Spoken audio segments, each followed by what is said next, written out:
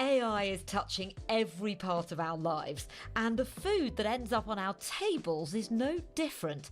But could the tech really help farmers transform the way that they produce crops? Our correspondent in India, Archana Shukla, has been finding out.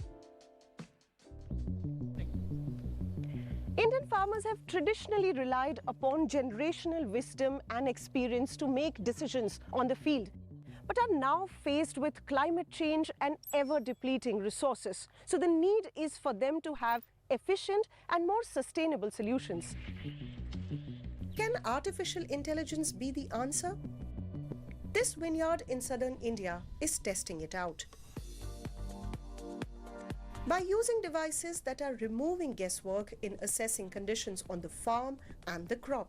So if you look at the whole system, on the top you have macroclimatic sensors which measures rainfall and wind related events, and then you have solar sensors which measure solar exposure or sunlight exposure to the crop.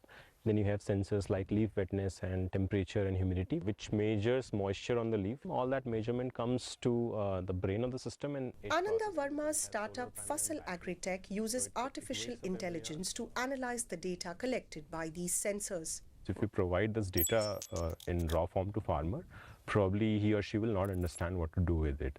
So this is where AI comes in. What AI does is, it looks at that data that is coming from farm. It looks at what crop the farmer is growing, what is the requirement of the crop in that stage. And it basically, uses all these information and then processes it and then produces certain outcome in a very simple language and manner that farmers can understand. Through a mobile app, farmers receive precise guidance on when to water the crops, spray pesticides, or tackle pests. Nitin Patil has been using the service daily on his vineyard to address a problem common to many Indian farms.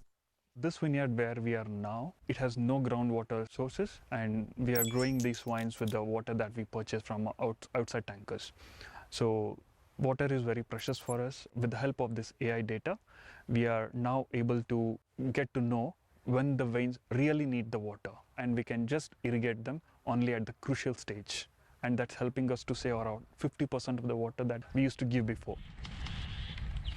Informed decision making is only one part of the solution to improve productivity, but weeding out inefficiencies in the existing age-old agricultural practices is also crucial.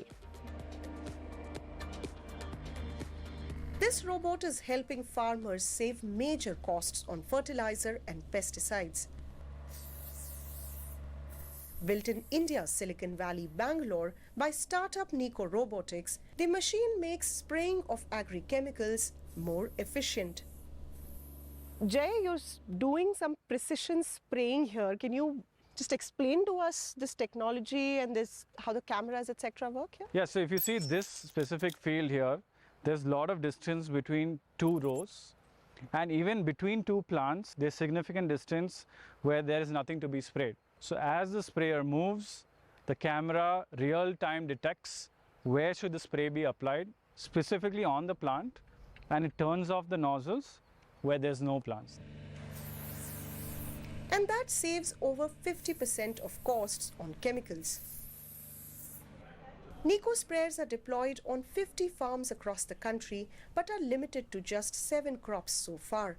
That's because the machine needs volumes of data, which are photos of the plant in this case, to learn from and build models for each crop. Over the last 5 years, we have captured about 8.2 million images across 7 crops. And not only that, the number is impressive, but how varied is the data set? In our case, we have seen how the plant looks at 7 in the morning versus 1 p.m. and 5 p.m. is very different. They're almost like different plants. More such technology is reaching Indian farms, thanks to improved rural digital connectivity and government support for agri-tech startups. But the promise of profitability through data-driven farming needs significant time and investment to reach majority of India's farmers. Next up, Romana Kreider's been talking to a startup that's aiming to resolve two issues with one innovation. Yeah, now this is about an invasive seaweed, which turned out to be a problem for both marine life and for people. There have been several incidences in the Caribbean of people dying. People, get ready for the smell tomorrow. A seaweed called sargassum has been making headlines. Out in the open ocean, it provides a marine habitat, but when it hits our coasts, it becomes problematic. From releasing gases which can be harmful to human health to impacting local tourism and fishing. These massive buoyant mats, which stretch like a carpet across the Atlantic, make up the Great Sargassum Belt. Being more than 5,000 miles long, it's wider than Brazil, and last year it weighed over 24 million tons, making it a continent-sized blob of seaweed. In fact, it is so vast that it's visible from space, and scientists have been studying its explosion using satellite imagery. The exact reasons for the boom are unclear, but it's believed that rising temperatures and agricultural waste are contributing to the excessive growth.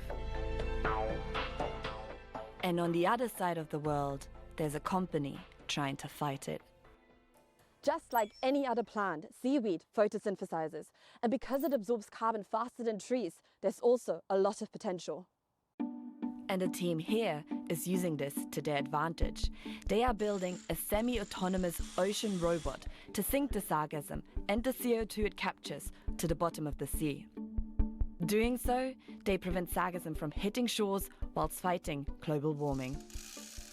The IPCC has projected in their most optimistic pathway, which is 1.5 degrees or less, that we will need to remove from the atmosphere 10 billion tonnes of carbon every single year by 2050, which would be, in terms of volume, the largest industry that has ever existed. If you're looking for a good place to put carbon, the deep ocean is perfect. You have more carbon than there is the upper ocean and the entire terrestrial sphere combined.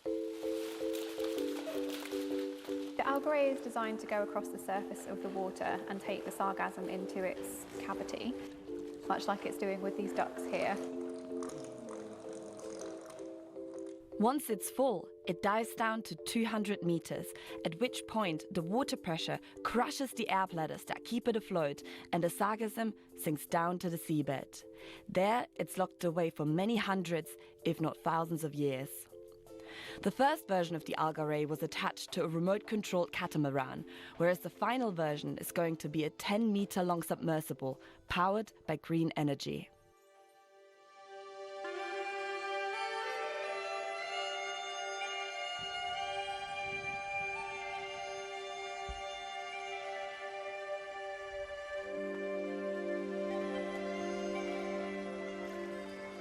The whole thing is going to be covered in solar panels. Oh, okay. So there'll be quite a bit of available energy to drive sensors. So in here already we've got depth, temperature and a camera on the front. And then in the future we'll be able to gather information about wind speeds, temperatures on the surface and map everything.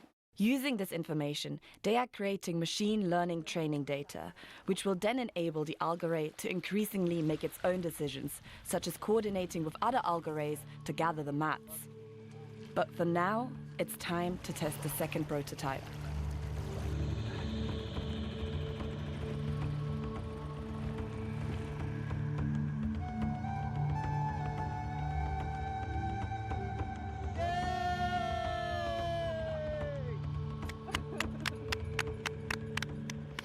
That was relatively quick, but that's not how it's going to be in the end. This is only going down to 3 meters, so it should actually only take a couple of minutes to go down.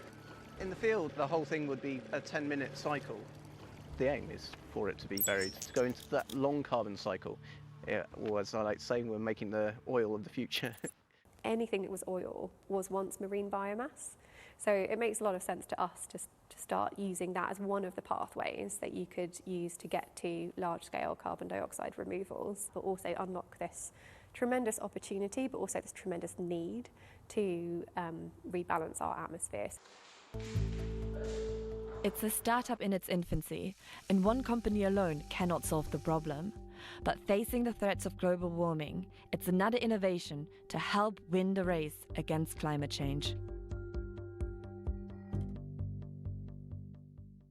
That was Romana, and that's it for this week. But next week, have we got a show for you? Yes, we do. It's the biggest tech show of the year, the Consumer Electronics Show, to be precise, in Las Vegas, CES. She can't wait. I can't wait. Hopefully, we will see you there. Thanks for watching, and see you in Vegas. Bye.